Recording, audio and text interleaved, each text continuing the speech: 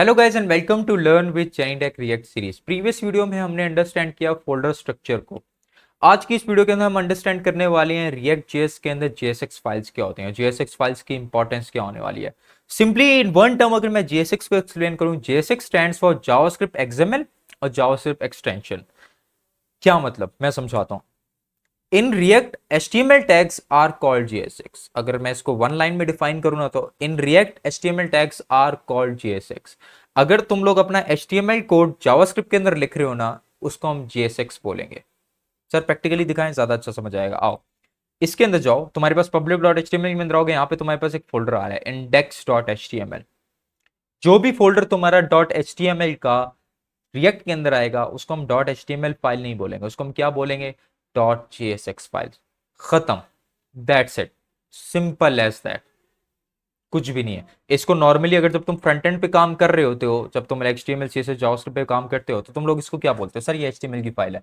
But जब react में काम कर रहे हो तुम्हारे पास HTML फाइल आ जाए, उसको HTML फाइल नहीं बोलते, हम उसको JSX फाइल बोलते हैं। अगर तुम लोग वाइट के थ्रू रिएक्ट पे काम कर रहे हो तो मे बी तुम्हारे पास .jsx ही लिखा आ रहा हो, लेकिन अगर तुम लोग डिफॉल्ट इंस्टॉलेशन में चल रहे हो तो .html फाइल तुम्हारे पास लाजमी आएगी। और इस HTML फाइल को हम क्या बोलते हैं, .jsx फाइल। ये देखो क्या आ रहा है, सिंपल HTML का कोड आ रहा है, ये सिंपल एज दैट। और जो भी HTML का कोड तुम्हारा, .html का कोड तुम्हारा रिएक्ट के अंदर आ रहा होगा, वो सारा क्या कहलाएगा, .jsx। मैं बार बार इसलिए रिपीट करूं ताकि तुम्हें याद हो जाए, सिंपल एज दैट। अगर मैं यहां पे जाऊं तो ये कोड कहां से रन हो रहा है, अगर यहां पे आओ तो रूट पे रन हो रहा है सारा कोड। रूट कहां से आ रहा है, अगर मैं जाऊं यहां पे तो रूट को कोड कहां से रेंडर होके आ रहा है, रूट को कोड इस इंडेक्स डॉट जेएस के नाम से आ रहा है। इस इंडेक्स डॉट जेएस की फाइल नहीं है, यहां से रूट को फाइल मिल रही है। कहां से मिल रही है, ये देखो, constant root React DOM create root document dot get element by ID. हमने रूट को यहाँ फेच किया और फिर रूट को यहाँ रेंडर कर दिया। रूट के अंदर क्या रेंडर कर दिया, ऐप को रेंडर कर दिया, ऐप एलिमेंट को।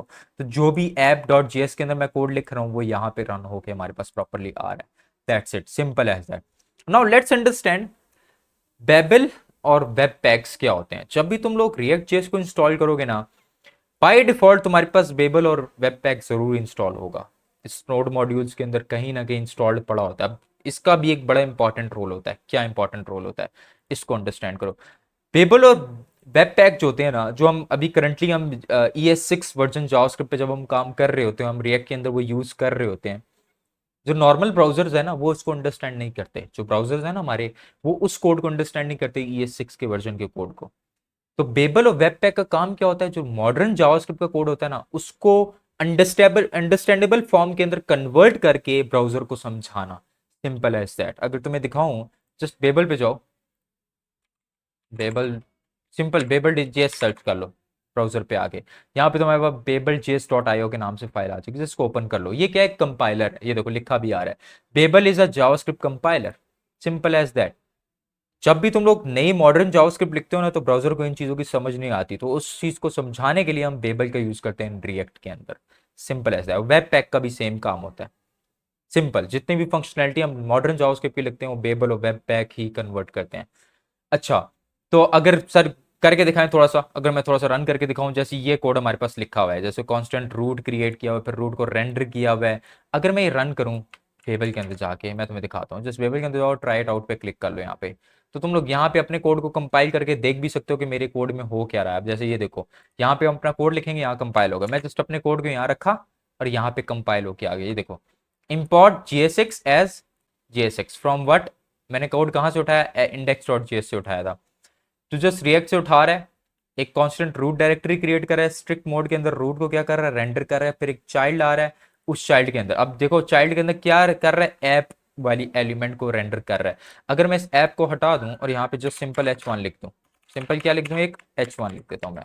Simple as that. तो मैं यहाँ पे लिख देता हूँ this is React file.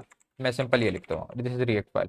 Just I just copy it from here और मैं दोबारा से बेबल पे जाके पेस्ट करता हूँ। यहाँ पे भी ये लिखा होगा दिस इज रिएक्ट फाइल, क्योंकि मैंने रूट में ही जाके, रूट जहाँ पे रेंडर हो रहा है वहाँ पे जो भी रेंडर करोगे वो रूट में जाके पेस्ट होगा, रूट पे जाके रन हो जाएगा। Simple as that. Just H1 को लिखा और यहाँ पे आया, मैंने जस्ट क्या किया, इसको रन किया यहाँ पे। तो मेरे पास क्या है, रूट डॉट रेंडर, फिर एक चाइल्ड आ रहा है h1 नाम का, और h1 के अंदर एक और चिल्ड्रन आ रहा है, किस नाम का, this is the react file.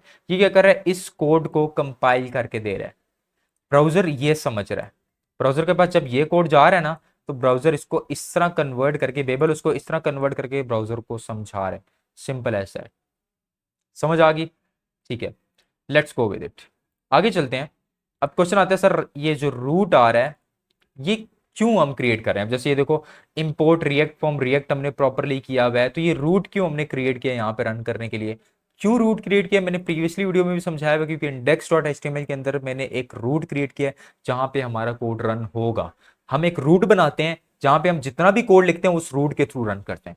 Sir root लिखना लाजमी नहीं, लिखना लाजमी। अगर तुम लोग यहाँ पे जाके रूट को कुछ और नाम दोगे ना, तो यहाँ पे जाके नाम चेंज करना पड़ेगा। सिंपल एज दैट, index.js के अंदर जस्ट रूट का नाम चेंज कर लो।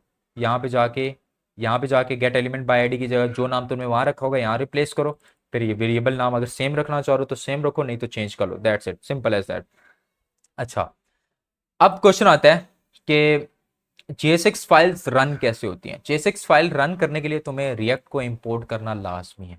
अगर तुम लोग JSX फाइल्स पे वर्क कर रहे हो, .html फाइल अगर प्रॉपरली लिख रहे हो, तो रिएक्ट को रिएक्ट से इंपोर्ट करना है। सर ये क्या होता है?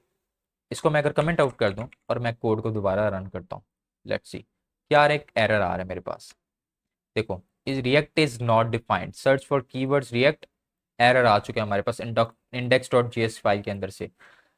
JSX फाइल्स को अगर रन करना है, जो सिंपल एक बात को समझ लो कि हमें रिएक्ट को इंपोर्ट करना पड़ेगा। क्या सर लाजमी है? लाजमी है, इसके बगैर कोड चलेगा ही नहीं। Simple as that. अच्छा, the next thing we are importing is import react dom from react dom slash client. हमें बस दो साइट्स होती हैं, एक क्लाइंट साइड होती है, एक सर्वर साइड होती है। जावास्क्रिप्ट दोनों साइड पे वर्क कर रहा होता है, ठीक है। जब हम कोई भी कोड लिखते हैं ना, वो क्लाइंट साइड पे रन हो रहा होता है। अगर आप वाइट या नेक्स्ट.जेएस के थ्रू काम कर रहे हो और आप कोई वेरिएबल या यूज स्टेट इफेक्ट यूज करोगे आगे जाके, तो तुम लोगों को यूज क्लाइंट जो मेथड है उसको कॉल करना पड़ता है हर फाइल के अंदर टॉप पे, ताकि वो चले, क्लाइंट साइड पे चले। ठीक है, उसको पता नहीं होता कि क्लाइंट साइड पे रन करना है या सर्वर साइड पे रन करना है। ठीक है, जस्ट यहाँ पे मैंने क्या इंपोर्ट किया, रिएक्ट डॉम को इंपोर्ट कर लिया। क्यों सर? क्योंकि रिएक्ट का अपना एक वर्चुअल डॉम होता है। जो आप जो स्ट्रक्चर क्रिएट करो तो उसका एक वर्चुअल डॉम क्रिएट करता है, इसलिए तो रिएक्ट फास्ट होती है, क्योंकि रिएक्ट का अपना एक वर्चुअल डॉम होता है। वो इन दोनों को कंपेयर करता है, जो भी चेंजेस होती हैं वो फर्दर ऑन। ये सारी स्टोरी मैं प्रीवियस वीडियोस में समझा चुका हूं, ठीक है। अब देखो, डॉम क्या होता है? Document object model, DOM manipulation. यहाँ नीचे की हुई है, देखो, रिएक्ट डॉम क्रिएट रूट। और देखो, ये मैं डॉम के थ्रू कर रहा हूँ कि नहीं कर रहा, मैं HTML फाइल को यहाँ फेच कर रहा हूँ। HTML फाइल को फेच करने के बाद मैंने उसके एक एलिमेंट को फेच कर लिया, कौन सा? रूट एलिमेंट को फेच कर लिया। Simple as that.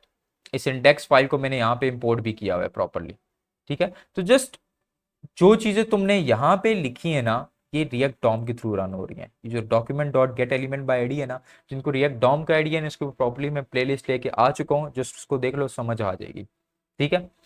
उसके बाद रूट डॉट रेंडर करते हैं हम। रूट डॉट रेंडर, रेंडर के अंदर जो भी लिखोगे तुम लोग, वो रेंडर होके रूट के पास चला जाएगा और रूट उसको रन करके दे देगा।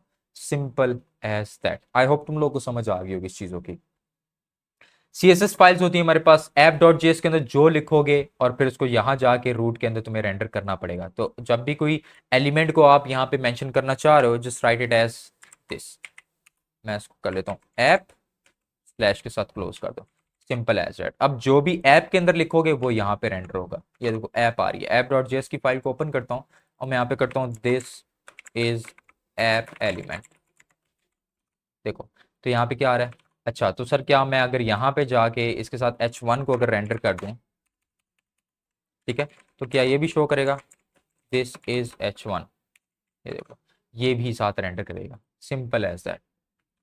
तो JSX files, table, webpacks क्या होते हैं, इसकी डीपली अंडरस्टैंडिंग हो जानी चाहिए तुम लोगों को अभी तक, कि इनका रोल क्या है। बाकी हम चीज़ों का इंपोर्ट करते हैं, कंपोनेंट्स क्रिएट करते हैं, आगे जाके उनके ऊपर प्रॉपरली हम चीज़ों को अंडरस्टैंड करेंगे। अगर फिर भी तुम्हें कोई चीज़ प्रॉब्लम फेस हो रही है रन करते हुए, कोई इशू आ रहा है, जिस कमेंट सेक्शन में मेंशन करो, मैं ज़रूर असिस्ट करूंगा तुम लोगों को। मिलते हैं नेक्स्ट वीडियो में। Thank you so much.